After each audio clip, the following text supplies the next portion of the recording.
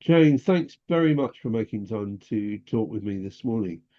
I was fascinated when we received your application for the awards last year, and looking at it again, I'm not at all surprised that you won gold in the all-inclusive category. So, Jane, you're, I think, from the family. Jane Fox, or married into the family, maybe. Um, Yes, I'm married into the family. you want to just tell us something about the origins of the company? Because you've been around a long time. Yes, so the company started in 1982 with building Raha River Lodge. The family um, ended up in the Southern Highlands in the Mafindi area through my father-in-law, who got a job there as a tea planter in the 50s. And they used to just go to Raha, in school holidays, camping trips. And things like that. Did loads of massive long 2 week walks, things that people would only dream of nowadays. Um, and decided that they would like to build something there, primarily so they could get a cold beer at the end of the day. And it was the times of socialism in Tanzania. There was so little investment. You couldn't really buy anything. Foreign exchange was really tightly controlled. So it was really unexpected when somebody wanted to do something like that. So they went to speak to the park warden, who was quite amazed and said, "Yeah, please do build wherever you want to." So they chose the location on the bend of the river, which we have today, still today, with these, really fantastic views right across the park, up and down the river. Um, and we were there, and literally, with the only company for 20 years before there was any further investment in Raha, and pretty much throughout southern Tanzania. So it seems to me, because of the way you originated, you're very much born of the area you operate in. It's not like you took a system into the area, you built it up, cognizant of what could work in a remote part of Tanzania when you would need to be very self-sufficient to operate at all. Well, absolutely. So, I mean, I wasn't around and back when they started, but my mother-in-law, Vicky Fox, um, is a farmer by nature. She loves anything to do with farming, and had set up a small holding where they lived in Mafindi, and she actually provided a lot of um, ham and things like that to people in Mafindi. So it it it it it was sort of set up with a view that we could supply the food because you couldn't buy it. So you had to be able to be self-sufficient in those days, very much so to manage anyway. So I sort of kind of it sort of went hand in glove, I suppose, knowing that you could produce the food required to accommodate your guests. So would I be right in thinking that you were into the circular economy long before it became fashionable? Yes, absolutely. Yes. I mean, it's quite recent that it's the buzzword, farm to fork and phrases like that we hear thrown about these days. But yes, very much. It's always been like that, right from the beginning. The other thing which was really striking about your application last year was that 90% come from the immediate, 90% of your employees come from the immediately local communities. So Mm. I assume that to achieve that, you have to do an awful lot of training. We do a lot of training. We do more and more training actually. So we like to take on people from the Mafindi area. They're hard workers. They're really lovely people, and there's a lot of extended family members working for us. There's a lot of names that I recognise coming in, and I see their children now starting work as well, which is very gratifying. So primarily people, where we do require them to have quite a good degree of English because of the nature of the business. They need to be able to communicate in English to guests. But otherwise, they can start off as I don't know, a dishwasher or a room cleaner, or we do training in those areas as well. So we have hospitality trainers coming in, teaching how to clean, how to make a bed, how to present the room, how to present the tables, things like that. Quite basic stuff, but very important. but from then, they're now living in the bush, and they can start learning themselves some of the animals and birds. And if they're interested, or if they're, push themselves forward, they can ask to join our guide training course, which happens every year. It's happening now, actually, in Tanzania. So all the guides and want to be guides start on that and have to continue going on that every year. Um, but we also we bring in chef trainers, so we're bringing on new chefs, cooks, and people move up the ranks that way. So there are many different options for developing a career. There's a couple of things that occur to me that often arise out of this. One of the things the industry is often criticised for is having high staff turnover, because Mm, very often companies put that effort into the training. mm, Then, as soon as somebody gets to a certain level, they have to move on to another company mm, way in order to get the promotion. But you've now got 7 camps, haven't you? So in a way, I mm. suppose people have been able to grow with the business. Yeah, I mean, obviously, people can leave if they want to. I mean, they're not bound to us. We'd rather they didn't, especially with, the, and it is true that the more skilled they get, um, to be honest, they're not, we don't have such a big issue with them leaving. We do have a slight issue with them being poached. The good guides are very important to the safari industry. Yes. Um, yeah, they can be lured away with the benefits and the like, but that's part of life. Yeah. When I read your application, Jane, I couldn't think of many things that you hadn't actually covered in it. Well, I think it was your son who filled in the application form. Mm. But it has just occurred to me, what's the gender balance amongst your guides?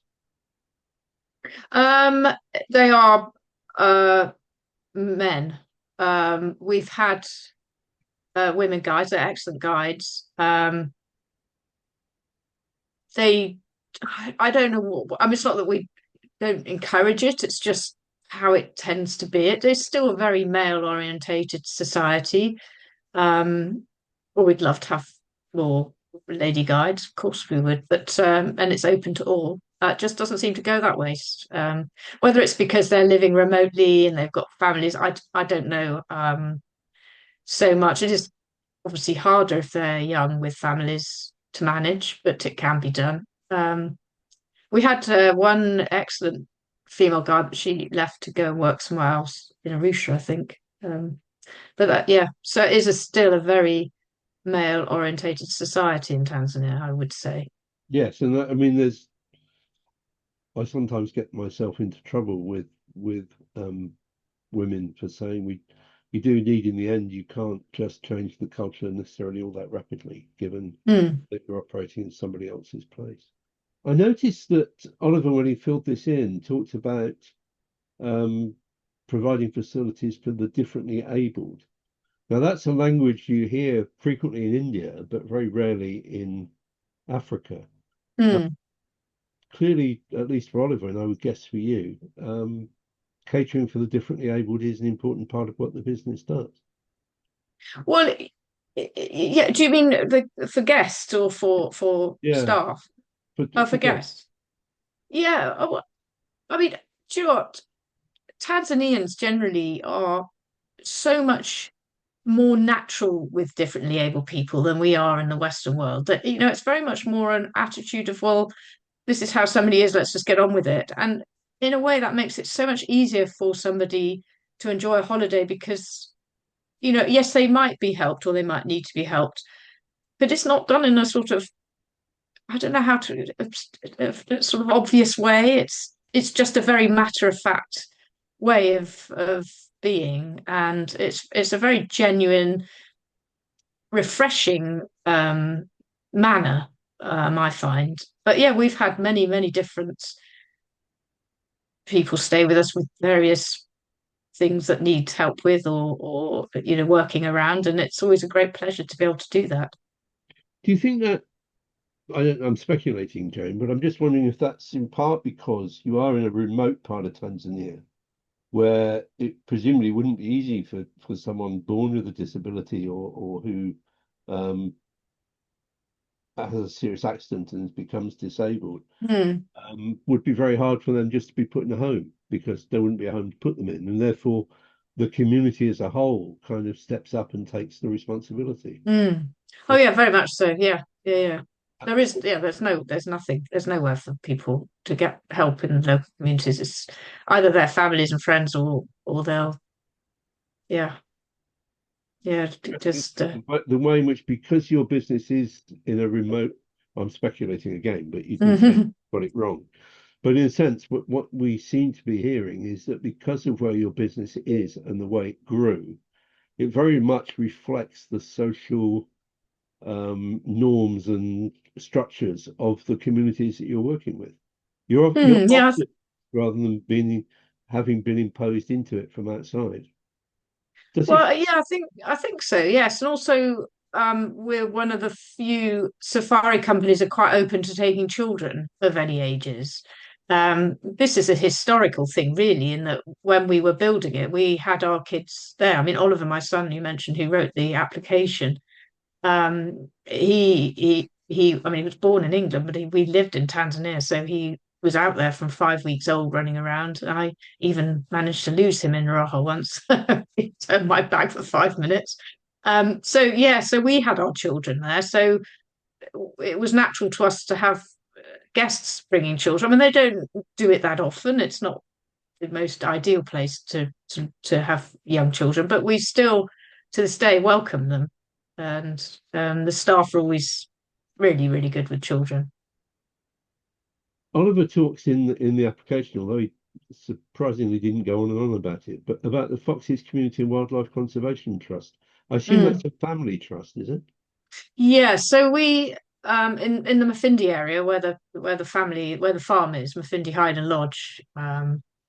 So we always used to assist the villages with building water wells, classrooms, or roofing a classroom, or things like that. And after a while, it we we decided to channel it more effectively through an NGO. So we set up an NGO, um, and yeah, so that's now the trust, which has grown enormously actually. And I mean, we are very proud of it because all the money literally does go to projects on the ground. We don't have administrative costs. We don't have, or I mean, we have some, but not like these big charities where a huge percentage of your donation will end up in administrators' pockets. A lot. Doing really good stuff on the ground, supporting families, children, doing a lot of youth training, all sorts of different projects. Then there are the simply extraordinary things when I looked at the application. And this jumped out at me when I first read the application, and it's just jumped out at me again preparing for this interview. Um, this is Oliver, presumably. Let me quote him. We were the first to introduce specially adapted open safari vehicles to Tanzania, practice that has since become standard. To this day, we design and build these vehicles in-house, maintaining Mm. our role as innovators in the industry. Yeah. In, I mean, it's just extraordinary that you're actually building these vehicles to then operate. I'm Yeah, not so it's the extraordinary level of self-reliance and self-sufficiency, I suppose. yeah, so my brother-in-law Peter, he's a mechanic, and he's also a pilot and set up Safari Airlink, but he takes massive pride in his workshops, and he wanted to try open vehicles. And again, I think because we're in a remote area, so they were not allowed in northern Tanzania initially. Yeah. He talked to the park warden and asked to be able to make one and try it out. So yeah, he made it, and now we've honed the design over the years. But he's literally just done a whole big batch of them now. So we got some old well, no, old ex-army Land Rovers, because of course all the new vehicles these days are too electronic for Africa, and the older ones, if you can get them with low mileage, are perfect because you can mend them and keep them going more easily in the bush. Yeah. So and then he strips them down and rebuilds them. So the sentence that follows immediately after that in the application form is he then says, similarly, our farm to table approach implemented from the beginning has inspired others. I'm sure Mm. it inspired others. I don't doubt that. But you must have been one of the first to be doing a farm to table approach. Presumably out of I, this, I because don't. years I ago suppose we you must have been, but there'd be no I suppose local we must have been. society, would there? Mm. But I don't know who else was doing it because it wasn't the thing that anyone talked about. No, I think well, we probably were, yeah. I think you were too. And it comes from this notion of self-sufficiency in the bush, which seems to have been, Mm. I mean, I don't think you've used that phrase, well, if it hasn't in the application, but it seems to me that it's there in every section of what's been written, this sense of being in a remote part of the world where in order to function at all, you have to put back into the local ecosystem, including the economy in that, Mm. in order to be able to survive. Um, Mm. Yet you clearly have. Well, it gives you a degree of control as well when you're operating. It's helpful to know where your products are coming from, what you can expect, when you can expect it, how to adjust the supply, um, and also quality of it and what's gone into it. So it, from an operational point of view, it gives us a good control as well, and all of that side of things. I should perhaps say that rereading the application form this morning, just before this interview, I I noticed that when I talk about the importance of local sourcing and I talk about the efficiency and the cost savings, I don't, or I haven't until today, thought to remind everybody that it also reduces food waste. Which Mm. is something which I'll never put into the application. And it's a useful piece of learning for me from today. Mm. Remind myself, Yes. important part of it. Mm. Um, and then comes another phrase that kind of just jumped off the page at me. Locally grown building materials from, Yeah. Yeah, we must be the only ones who do that. yeah. I'm assuming this is forestry, basically. You're growing. Yes. Mm. So we've got I think it's the latest count about 4 million trees, pine, eucalyptus, primarily pine trees. As I say, it's planted forestry, managed forestry. And obviously there's replanting each year to keep that going. So yeah, so we have now invested in a treatment plant, small treatment plant, and we plane and saw and can yeah we get poles for building, planks for building from our own trees. And the furniture in the lodges, are you producing that yourselves? Some of it, not all of it, but some of it. So some of the furniture we build, we get teak from responsibly farmed teak in Tanzania. We don't use any indigenous hardwoods at all. So it's either treated softwoods or, for furniture and things. Sometimes we will use teak wood, which is nicer finish for furniture. We produced, yeah. And then you do all the obvious things like the rainwater harvesting, the reducing reliance on fossil fuels through solar and so on. Mm, yes. Well, I think I said to you at the beginning of this, before we started the interview, how impressed I was the first time I read that application form, and I'm similarly impressed again. Thank It's a you. real pleasure to interview you. You are an outstanding example of what can be achieved, I think, by a group of family, essentially, who've decided to take responsibility for providing a great experience for travelers, but also to bring sustainable development to a remote part of Tanzania. Well, yeah, Jane, is there anything else you'd like to add to what we've talked about? I don't think so. I appreciate the opportunity to talk with you about it, and we'll just keep going and hopefully producing more and more things as we go along. Actually, one last question from me, Jane. I mean, you know that last year I put up the all-inclusive category, Mm, much against the opposition of many people in the responsible tourism movement who take the view that all-inclusive products can never be responsible. I happen not to take that view. I think they can. And yours is an all-inclusive product. It is remarkably responsible in all Mm. elements. Um, but you were the only safari company, yachting company, boat hire company, which submitted itself in that category of all-inclusive. Were you not put off at all by people's snobbery and attitudes in general to the all-inclusive resorts in Europe?